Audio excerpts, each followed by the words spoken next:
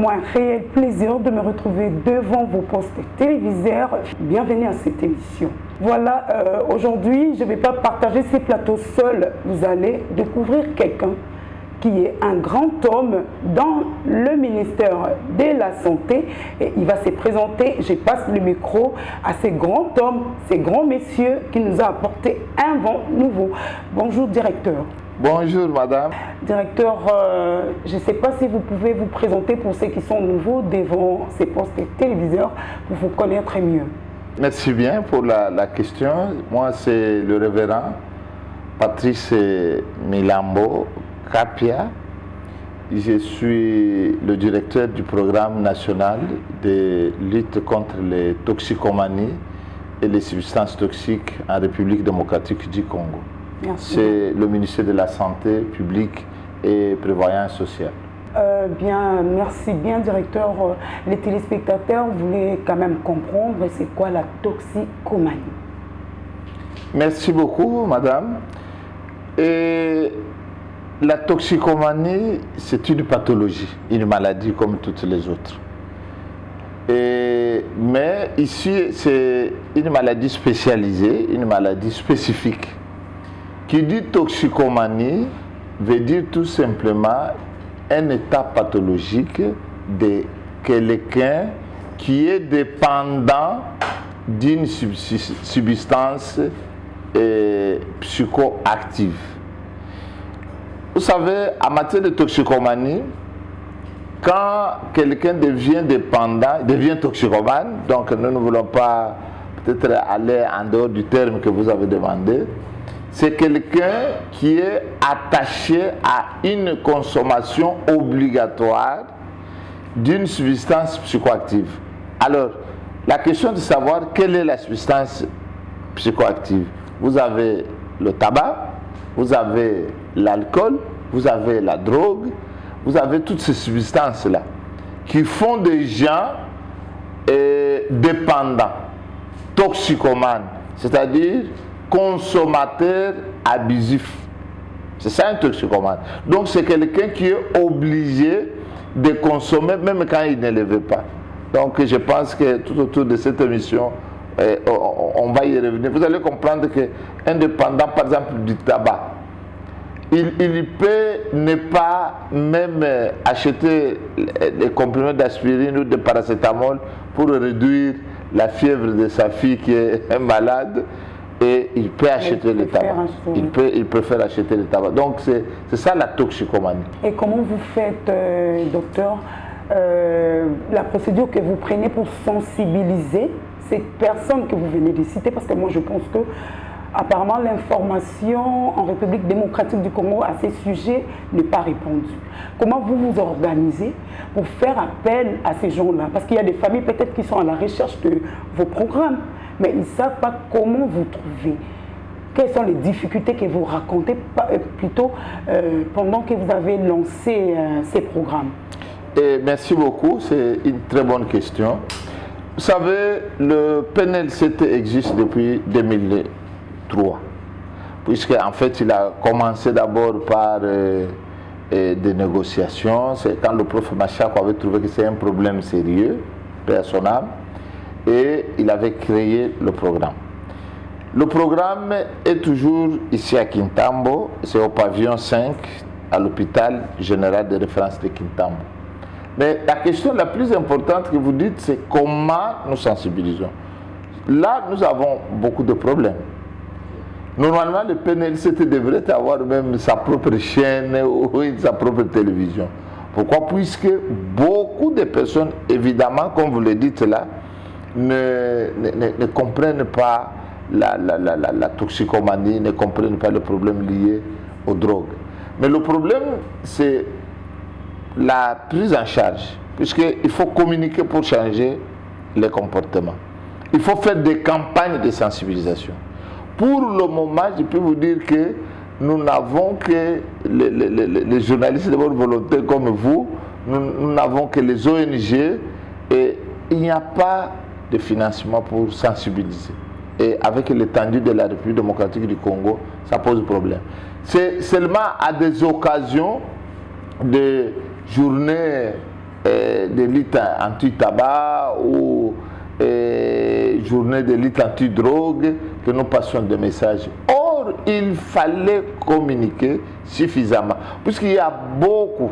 Je peux vous dire que je venais de faire une grande recherche, une très grande recherche. J'ai trouvé que les gens ne sont pas informés des maladies qui tuent dans la toxicomanie, des maladies liées à la toxicomanie.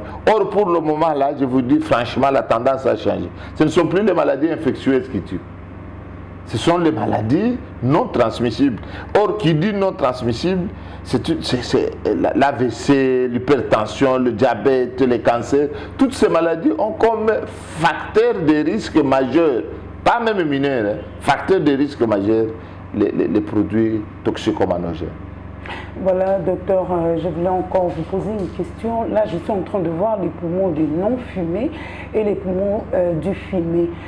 Donc, expliquez-nous comment ça se passe. Parce que vous avez parlé auparavant, vous avez dit que quand on prend un excès, donc on peut prendre même un peu, ça ne va pas déranger, ou comment il faut bien éclaircir l'opinion. Merci bien. Ça, c'est aussi une question très, très précise. Et vous savez, selon les normes de l'Organisation mondiale pour la santé, l'alcool d'abord n'est pas exclusivement interdit, puisque en fait on vous parle d'un verre, ainsi de suite. Mais le problème c'est quoi? Le problème c'est qu'avec l'alcool, quand on parle d'un verre, les gens, comme il y a des substances toxicomanogènes, les addictions sont possibles demain, puisque la personne avait commencé à prendre d'abord un verre, et demain 2 verres, 3 verres, 4 verres, et devient toxicomane. Mais pour le tabac, là je reviens pour le tabac, il n'y a même pas une petite dose qui n'est pas dangereuse. Madame, je peux vous dire que le tabac n'a pas ni vitamines, ni protéines, ni sel minéral, ni quoi que ce soit qui construit le corps humain. Franchement, il n'y a rien de nutritif dans le tabac. Mais regarde comment le corps du fumeur, vous venez de voir le poumon d'un fumeur et le poumon d'un non-fumeur. Quand vous voyez le poumon d'un fumeur, vous voyez, il est noir. Ça veut dire que la fumée inhalée par l'individu, d'abord j'ouvre une parenthèse, vous savez qu'au niveau du tabac, il n'y a pas que la fumée du fumeur. Là, c'est le poumon d'un fumeur que vous avez vu. Mais je vous dis, cette fumée-là est aussi plus dangereuse pour celui qui inhale la fumée d'un fumeur. C'est pourquoi nous parlons du tabagisme passif et tabagisme actif. Le tabagisme actif, c'est la fumée qui agit chez la personne qui fume. Le tabagisme passif, c'est la fumée du fumeur, mais qui agit chez madame, puisqu'elle est en train d'inhaler la fumée d'un fumeur. C'est pourquoi actuellement, normalement, les mamans, les jeunes filles, nous dans les transports, n'acceptez jamais que quelqu'un fume à vos côtés. Vraiment. Puisque la fumée devient passive et plus dangereuse que la fumée active.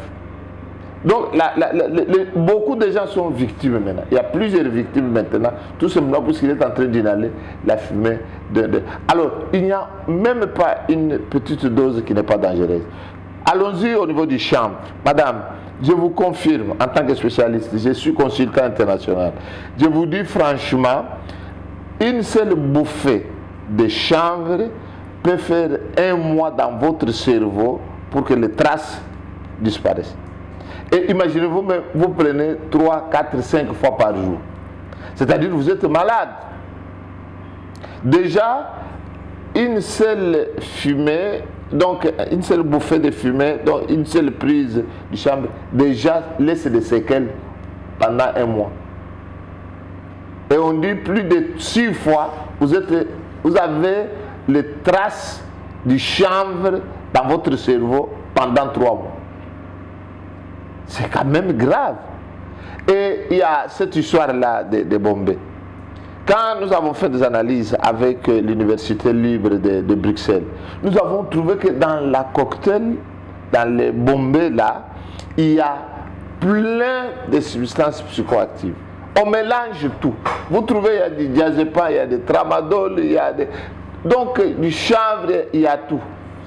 Donc non seulement on a le problème de la fumée active, on a le problème de la fumée passive, mais on a aussi le problème de la polytoxicomanie.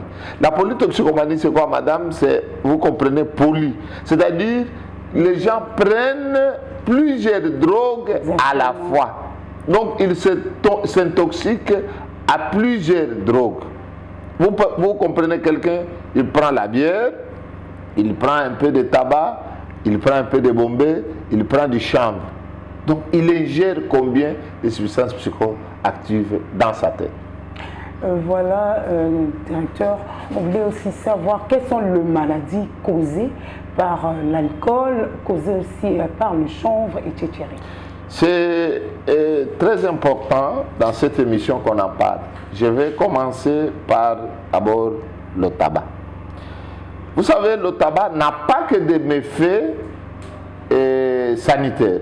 Le tabac a des méfaits sanitaires, les méfaits environnementaux, les méfaits sociaux, les méfaits multiples.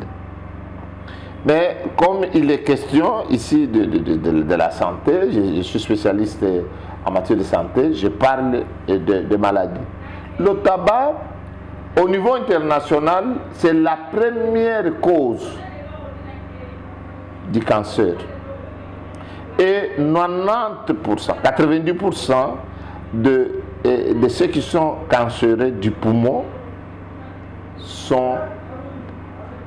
ont comme cause le tabac. Et quand vous avez le cancer du poumon, donc dans 90%, ce sont les cancéreux victimes ou liés au tabac. Mais maintenant, le tabac est d'abord responsable des cancers. Même ce qui est dramatique, ce qui est problème sérieux, maintenant, le tabac ne provoque pas que le cancer du poumon. Okay. Maintenant, c'est même le cancer du col, même le cancer du sein. Même, pourquoi? Puisqu'il y a ce que nous appelons la vitamine PP5. Cette vitamine PP5 qui est dans le tabac, et qui est dans l'organisme plutôt, est modifiée par le tabac. Or, cette vitamine-là est en train de régler la problématique de développement des cellules, la dégénérescence. Donc, partout tombera les molécules du tabac, de nicotine, puisque dans le tabac, c'est une information importante, il y a 400 substances cancéreuses dans le tabac seulement. Et ces substances, ça tombe sur n'importe quel organe, vous avez le cancer. Le tabac est à la base de maladies dites cardiovasculaires. Là, je parle en gros, pour aller vite. Vous avez les cardiopathies, c'est-à-dire tout ce qui touche au cœur, mais il y a les maladies corollaires, c'est-à-dire liées à la cardiopathie, notamment l'AVC, l'hypertension, donc l'hypertension qui vient qui donne l'AVC, puisque vous savez, parmi les substances, il y a la nicotine. La nicotine agit dans la sécrétion, quand ça arrive au niveau du cerveau, dans la sécrétion des hormones régulatrices, notamment la noradrénaline, l'adrénaline, la dopamine, etc. Ces hormones-là, lorsqu'elles sont sécrétées, elles activent la rapidité, c'est ce que nous appelons la palpitation, c'est-à-dire le cœur doit fonctionner très vite. Et quand le cœur fonctionne très vite, c'est l'hypertension. Et quand son fonctionnement rapide, puisque la pulsation ou le fonctionnement du cœur est accéléré, et on a facilement l'AVC. Il y a chez les mamans, vous savez que le tabac, madame, je vous le révèle, que les mamans me suivent très bien, le tabac est à la base de malformations congénitales. Aujourd'hui, on a beaucoup d'enfants qui naissent avec parfois le nez, parfois un bras qui n'est pas bien formé. Mais c'est le tabac. Parfois même la fumée passive. Le tabac est à la base de la bronchopneumonie. Vous savez, ce que nous avons vu là, quand vous avez vu, vous avez été curieux, c'est très bien de voir le poumon noir. Les alvéoles peuvent boucher. Les alvéoles, vous savez, c'est ce qui fait l'échange de l'oxygène au niveau des poumons. Lorsque les alvéoles bouchent, la personne fait une bronchopneumonie. Et c'est avec dyspnée, ce qu'on appelle la difficulté de respirer. Parce qu'il faut qu'on parle dans les termes faciles. Quand quelqu'un a la difficulté de respirer, il n'a pas la vie. Exactement. Alors, le tabac est aussi à la base, maintenant ça a été prouvé, des enfants qui naissent, je suis toujours chez la maman, avec des petits pois. Puisque en fait, chez une maman fumeuse, peut facilement, lorsqu'elle est enceinte, elle fume, elle va faire et donc pendant sa grossesse, elle va faire un enfant qui a un petit poids. Vous savez, un enfant qui naît déjà avec un petit poids, c'est un enfant qui est exposé. C'est comme ça qu'on a dit, elle a accouché, quelques jours, l'enfant est parti. Un enfant de 1 kilo par exemple, qui a 9 mois, mais d'1 kilo. Un enfant d'1 kilo, de 100, 1 kilo. Donc, vous comprenez que le tabac nous pose énormément de problèmes. Mais maintenant, c'est de la tête jusqu'aux orteils. Le tabac est à la base des maladies qui sont dans la voie digestive. Aujourd'hui, franchement, madame, les gens se plaignent.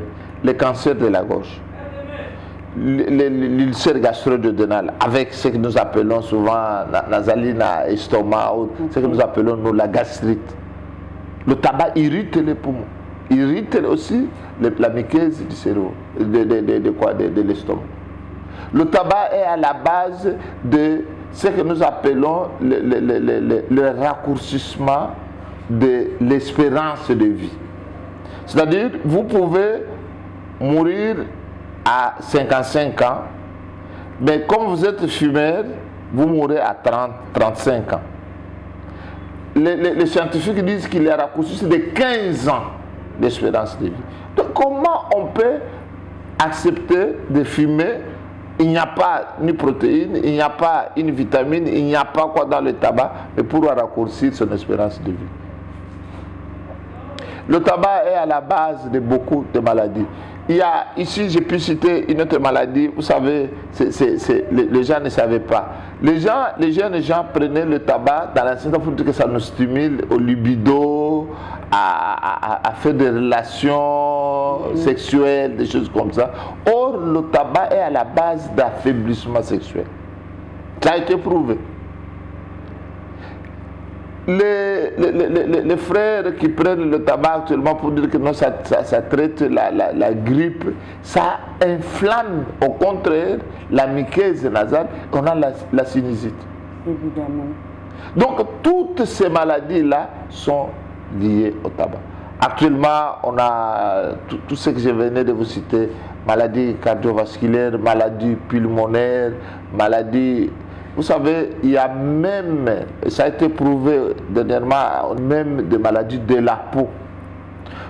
La maladie, c'est ce que nous appelons de tabac vert. Allez, donc c'est puisque chez nous, on n'a pas de grands champs. Le tabac, il appauvrit d'abord le sol qui le produit et il est à mesure d'appauvrir le corps qui le consomme. Le tabac, ceux qui les cultivent font ce qu'on appelle la maladie de tabac vert. Donc, c'est-à-dire une dermatose, une éruption de la peau au niveau du corps humain. Donc, le tabac est à la base du vieillissement. Le tabac est détruit même des cheveux. Le tabac est à la base de l'anorexie, c'est-à-dire manque d'appétit. Il coupe l'appétit. Donc c'est pendant que la personne ne peut pas dire non, mais je suis stimulé, ça me stimule un peu. Non, l'amaigrissement. Donc c'est beaucoup de problèmes. Ça c'est le tabac. Mais l'alcool, c'est la même chose. Lorsque je prends l'alcool, actuellement, madame, les grandes causes de cirrhose du foie, c'est l'alcool. Et quel alcool? Vous savez, actuellement, l'alcool de chez nous, c'est mélangé à beaucoup d'histoires. Les ododos et actuellement, il y a Mwanamboka qui a la voilà, justement. Donc, l'alcool est à la base de gastrite, est à la base d'irritation. L'alcool est à la base même aussi de la folie. Exactement. L'alcool est à la base. Actuellement, ils prennent, les jeunes qui vous prennent l'alcool même jusqu'à 75%. Yes. Et puis ils font de mélange. Et ils font des mélanges en plus. Voilà. C'est la polytoxicomanie. Et en plus, il va aller fumer. L'alcool aussi est à la base d'avortement, à la base de petits poids, à la base de toutes ces maladies cardiovasculaires. L'alcool, contrairement au tabac, vous savez, quand je vous ai parlé de la cirrhose du foie, la cirrhose du foie, vous savez, quand quelqu'un a un problème du foie, il aura beaucoup d'autres problèmes. Puisque en fait, le foie est en train de régler, c'est en fait, nous pouvons dire, c'est la purification, le cimetière de l'organisme, pour renouveler beaucoup de choses dans l'organisme. Donc on peut avoir, dès qu'on est alcoolique, on peut avoir le problème des reins, on peut avoir le problème du cœur, on peut avoir le problème des poumons, on peut avoir le problème de la gastrite, on peut avoir tous les autres problèmes liés toujours à... Et la drogue, ça on en parle. Voilà, docteur, faute de temps, je voulais poser une dernière question. Vous êtes un programme national de lutte contre la toxicomanie, comme rappel aux téléspectateurs qui nous suivent. Dites-nous un peu. Qu'est-ce que vous faites réellement sur terrain? Vous orientez les patients ou soit vous traitez directement les patients? Si vous traitez, c'est curatif, c'est préventif. On veut savoir à ce niveau comment ça se passe. Très bien. D'ailleurs, vous venez de prendre ma réponse en partie, c'est très bien. En fait, au ministère de la Santé, je parle, je suis spécialiste en santé publique. Okay.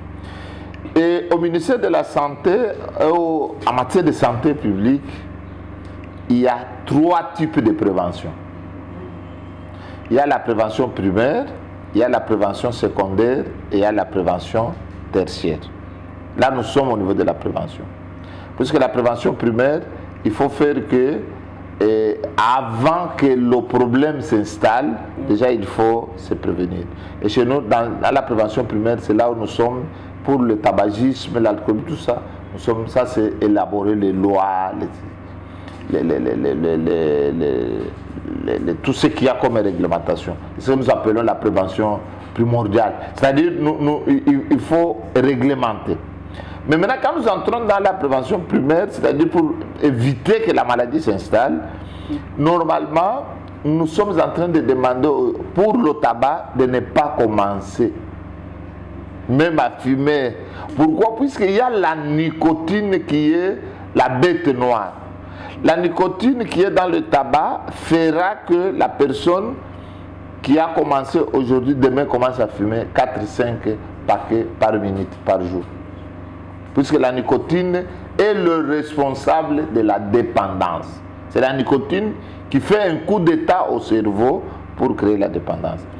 Et maintenant, au niveau du tabagisme ou au niveau de l'alcoolisme, la prévention doit être primordiale par les lois, primaire par la communication pour le changement de comportement, tel que ceux qui nous suivent maintenant là, ils doivent savoir que c'est dangereux de fumer, c'est dangereux de boire, de prendre bombé, ainsi de suite. Mais il y a aussi la prévention secondaire. La prévention secondaire, c'est quand les gens sont déjà malades, ils sont victimes, il faut continuer à prévenir le pur. Et le pur, c'est quoi? Parce que quand quelqu'un est déjà au CNPP, à tellement, il est déjà fou. Donc à ce moment-là, il faut la réhabilitation. Mais maintenant, je vais revenir dans la prise en charge. Le traitement existe. Nous sommes en train, d'abord chez nous, ici, au niveau du programme, nous avons mis en place un programme de prise en charge, de traitement. Et je vous dis, je suis très à l'aise pour la prise en charge de la toxicomanie. Puisqu'il faut... Le problème, c'est que quand vous êtes toxicomane, pour que vous puissiez décrocher, donc quitter la toxicomanie, il faut beaucoup de temps. Je pense que c'est une partie de votre question. Il faut au moins 3 mois ou 6 mois pour abandonner. Puisqu'il faut qu'on revienne à la case du départ, à cultiver votre volonté pour que vous puissiez abandonner, que vous puissiez laisser. Et on ne laisse pas facilement. Pourquoi? Puisque comme on est déjà dépendant, c'est ce que nous appelons le sevrage. Le sevrage est difficile puisque il est en train, il doit suivre le processus du système nerveux. Il faut que le cerveau qui était habitué à quelque chose accepte petit à petit d'abandonner. Donc il faut être accompagné par des spécialistes. Et nous sommes là pour ça. Et il faut aussi l'accompagnement psychosocial. Vous savez, dans la toxicomanie, c'est une discipline multisectorielle. C'est pourquoi nous invitons souvent les psychologues cliniciens, les médecins, les infirmiers, tout le monde à travailler, tous les professionnels de la santé. Pourquoi? Puisque dans la prise en charge de la toxicomanie, il faut un accompagnement psychosocial qui va aller jusqu'à la réinsertion. Puisque la personne qui est avait perdu et s'était un peu déconnecté du social, de la vie normale. Et lorsqu'on le traite, on le prend en charge, on l'accompagne, il faut arriver à ce qu'on puisse les réinsérer dans la société. C'est pourquoi le traitement de la toxicomanie n'est pas facile. Et vous voyez, il n'y a pas beaucoup de partenaires qui interviennent dans la toxicomanie, puisque ça demande beaucoup de moyens. Des centres d'écoute, il faut un accompagnement psychosocial. Il y a beaucoup de thérapies, je ne peux pas vous citer une, mais il faut la psychothérapie, il faut l'ergothérapie, il faut la thérapie familiale, cognitivo-comportementale, ainsi de suite. Il faut qu'on accompagne l'individu. Donc la prise en charge est là, mais qui n'est pas facile. La prévention aussi est là. Et nous sommes en train de travailler. C'est pourquoi vous voyez le PNLCT pour le moment. Et merci beaucoup pour cette émission, puisque nous voulons plus travailler dans la communication pour le changement des comportements. Aider aux gens dans la prévention primaire pour qu'ils ne puissent pas tomber dans les circonstances beaucoup plus dangereuses. Voilà, docteur, merci pour votre temps et merci d'avoir accepté notre invitation. Nous sommes obligés de mettre un terme à cette émission parce que le temps nous trahit déjà. Fidèles téléspectateurs, merci aussi à vous qui nous avez suivis de partout. Il y a des gens ignorants qui ne savaient même pas qu'il existait un tel programme et vous êtes informés. Si vous voulez arriver au programme, vous avez l'adresse au départ. Le docteur a dit, ils sont au pavillon 5 de l'hôpital général de Kitambo.